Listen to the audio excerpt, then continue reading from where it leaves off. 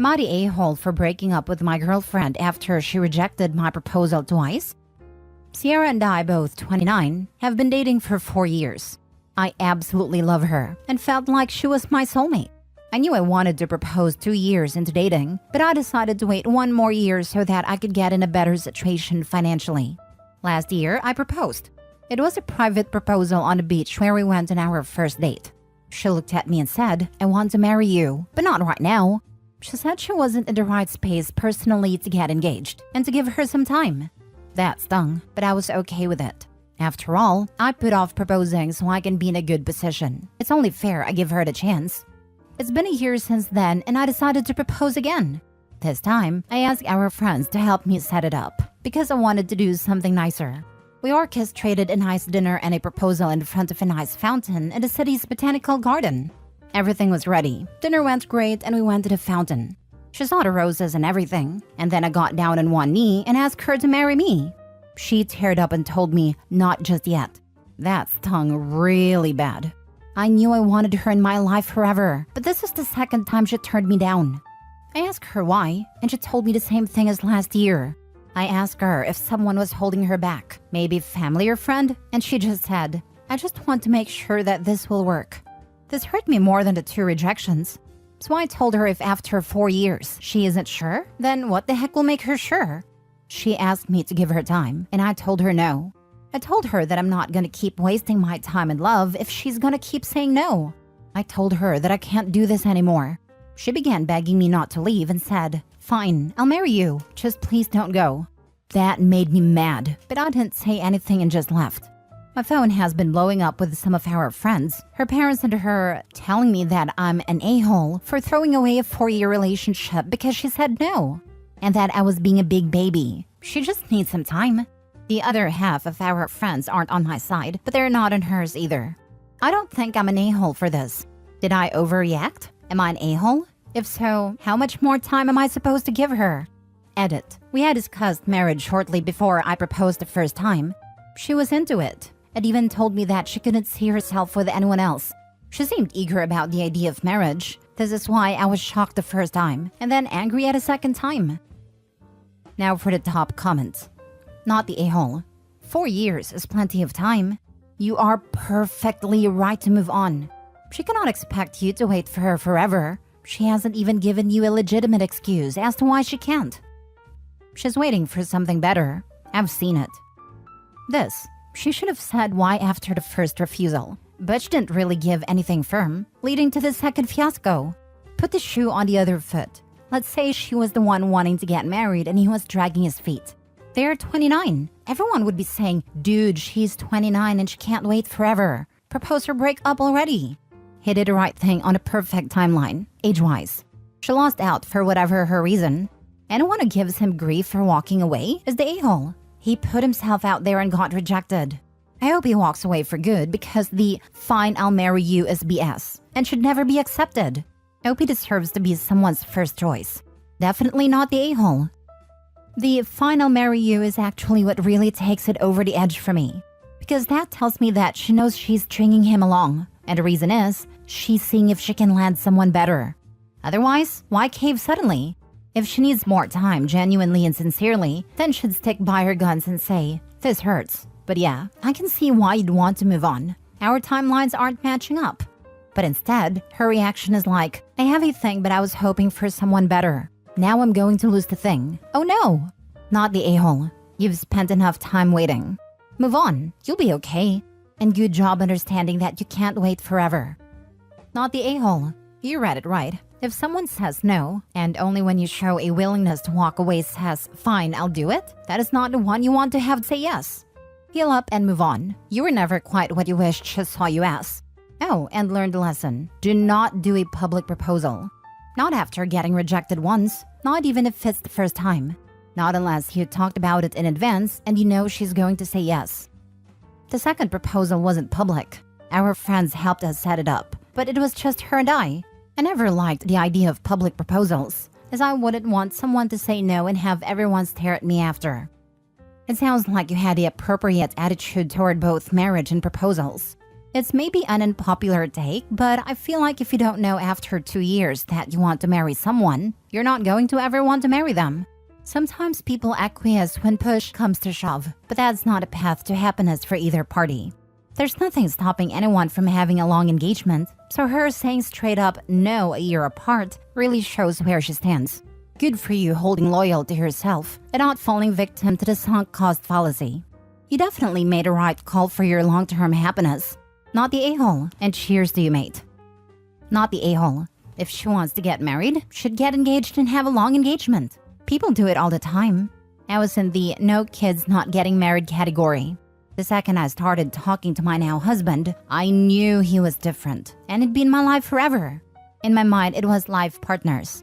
Then I got pregnant shortly after. Then 4 years in, he proposed. I was shocked. Then we didn't get married until 3 years later. It sounds like you're ready to settle down and she's not. It's painful, but you guys can love each other and not be in love. Next story. Am I the a-hole for rejecting my boyfriend's proposal because I'd lose my health insurance and alimony? I, 44 female, divorced my ex-husband, 47 male, 2 years ago and have been dating my boyfriend, 45 male since. No cheating. My ex and I were fighting a lot, but the divorce was less litigious than expected. My ex-husband James and I were married for 21 years.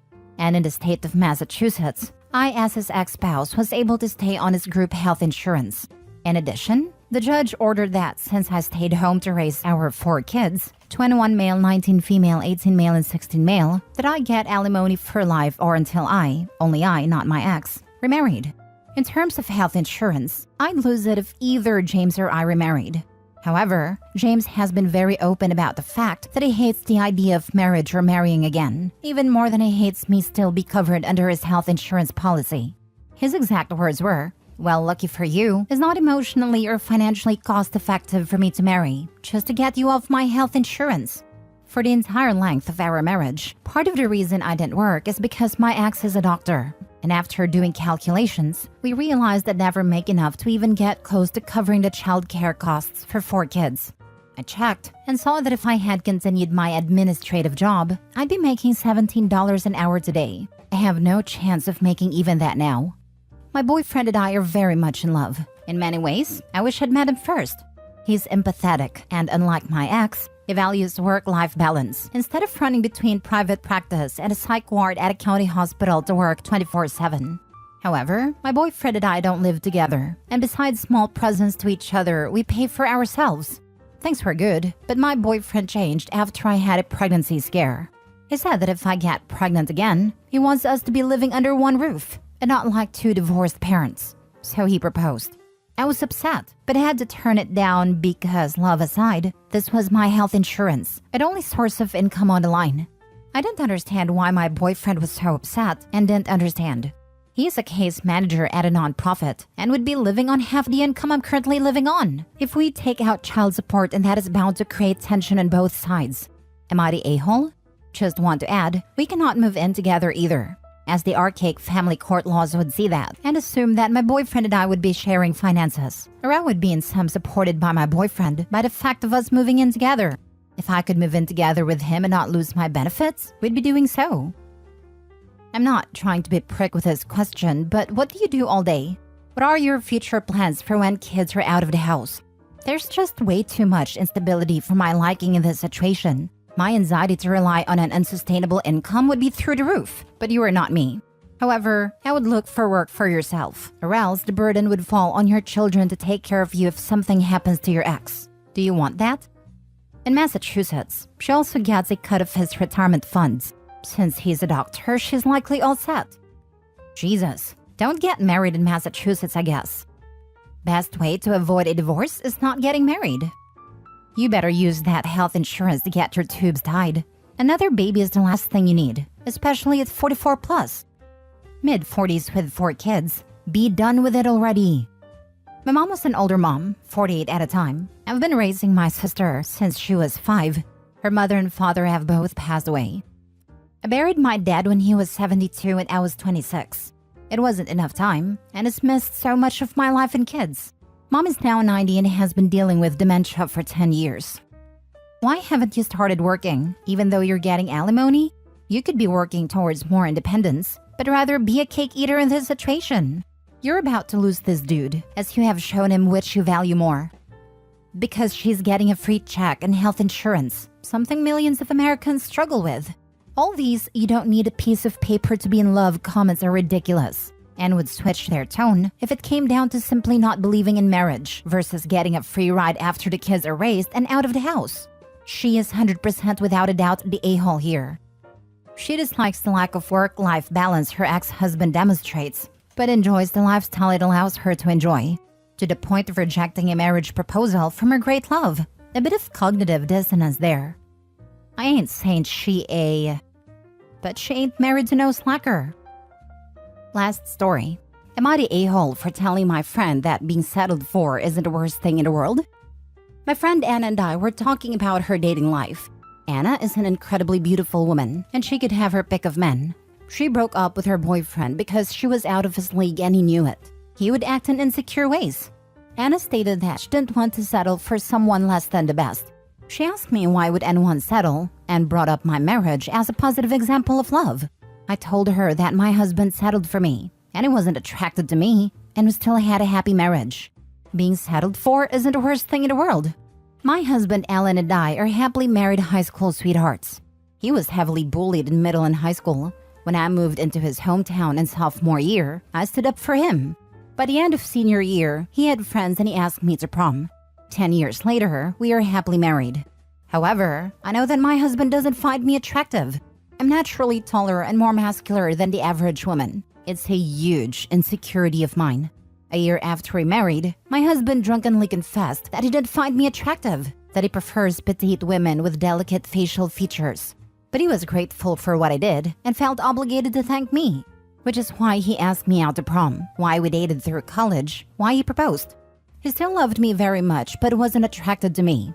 The next morning he was hungover and had forgotten his confession. He doesn't drink much because he doesn't have a filter and tells the unvarnished truth. I felt crushed, but our marriage was very good otherwise. I never told him what he said that night.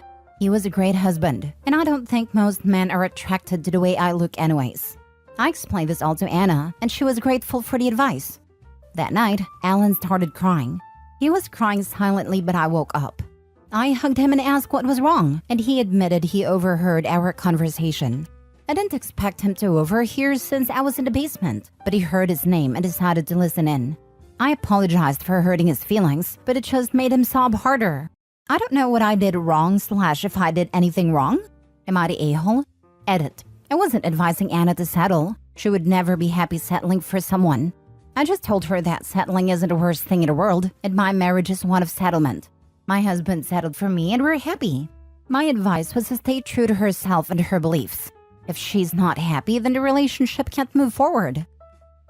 Now for the comments. Not the a-hole, but you need to talk to your husband about this. Either he is really struggling with guilt about his confession, or is really triggering with unhappiness in this relationship. And either way, you two need to talk about it. Also, phew, you are a saint for dealing with that confession so gracefully. I have tried to talk to him about what he overheard. He has just started crying, sometimes even sobbing, and I just comforted him. I didn't want to hurt him more, so I've left the topic alone for now until he can tell me how he feels. I don't think he's unhappy in our relationship, but you never know. I wish I was a saint. It would probably hurt less, but I love my husband and didn't want to hurt him by bringing up his confession ever.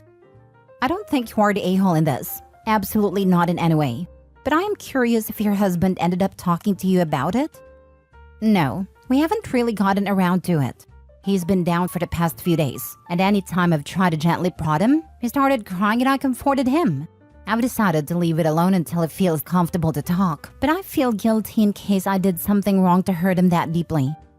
You didn't do anything wrong. You've handled this much more kindly and gracefully than is reasonable to expect from anyone. What he's going through right now is 100% about his feelings, and nothing to do with anything you've done wrong.